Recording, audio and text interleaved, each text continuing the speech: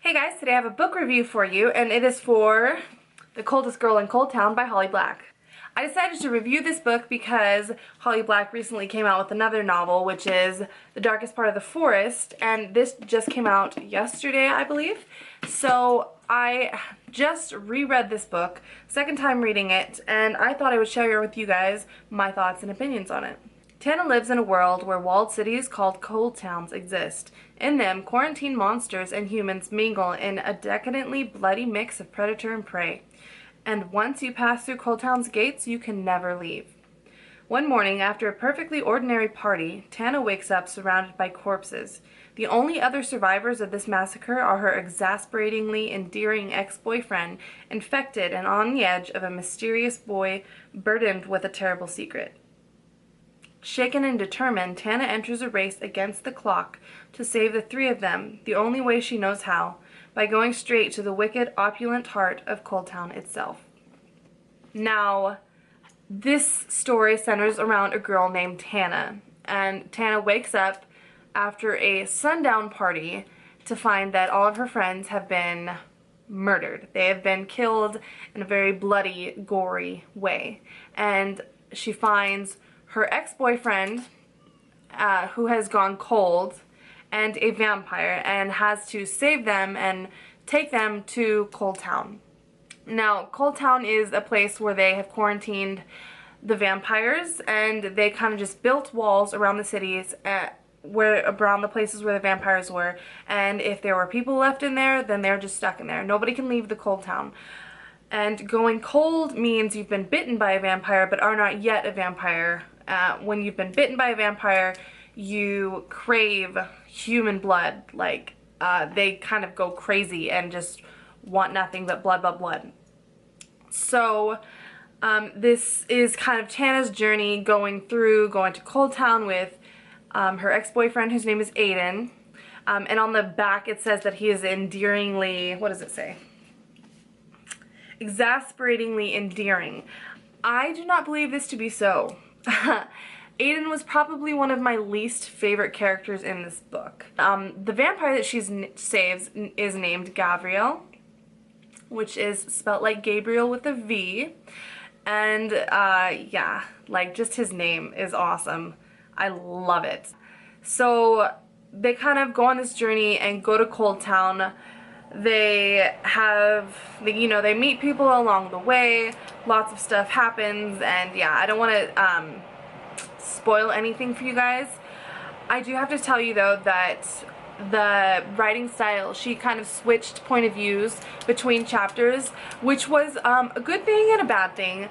It was good because through a lot of the chapters that weren't happening right now, they were a lot of backstory with Tana and also with Gabriel.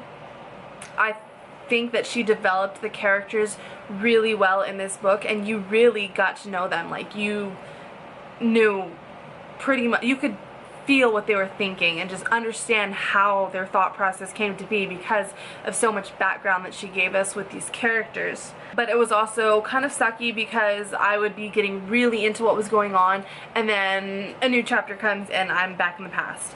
So there were parts in the middle where I just kind of was like making myself continue to read, so it was dragging on just a little bit. But the beginning and the ending of this book went so quickly, and then the middle I kind of had to just keep going. Not that I didn't like it, I did like it a lot, but I do feel like some of the things were a little unnecessary. Book, it talks about what would happen if vampires got exposed to society, and it gives you Holly Black's, I guess, point of view of what would happen in modern day society.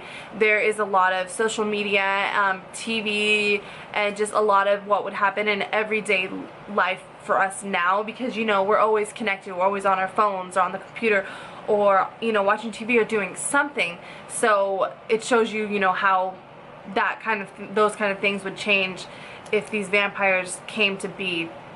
There was, vampire hunters on the TV, and, they had broadcast live from Coldtown. They made people outside of the Coldtowns think that it was just, glorified and just so opulent and just extravagant and then when Tana gets into the Coldtown, she realizes that it's not that way at all. These vampires, they're not sparkly vampires. They have a carnal instinct. They want to kill, like, they have to kill when they're feeding. Otherwise, the person gets turned and then the whole world is going to be vampires. So, I mean, these vampires, they're supposed to be themselves, but, you know, with the instinct and the desire to kill and eat people.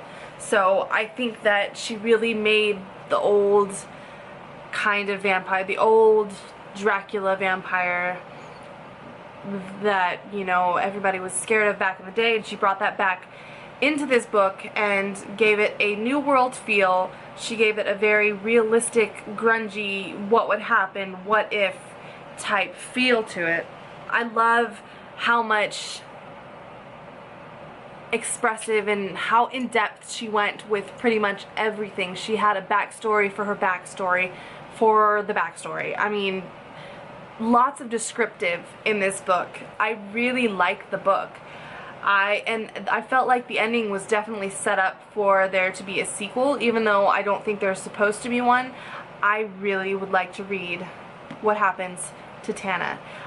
Another thing I'm going to say is the ending, I didn't see it coming. Like, I really did not. And I'm one of those people who likes to guess and figure out what's going to happen before it happens. And I'm usually pretty spot on. But I did not,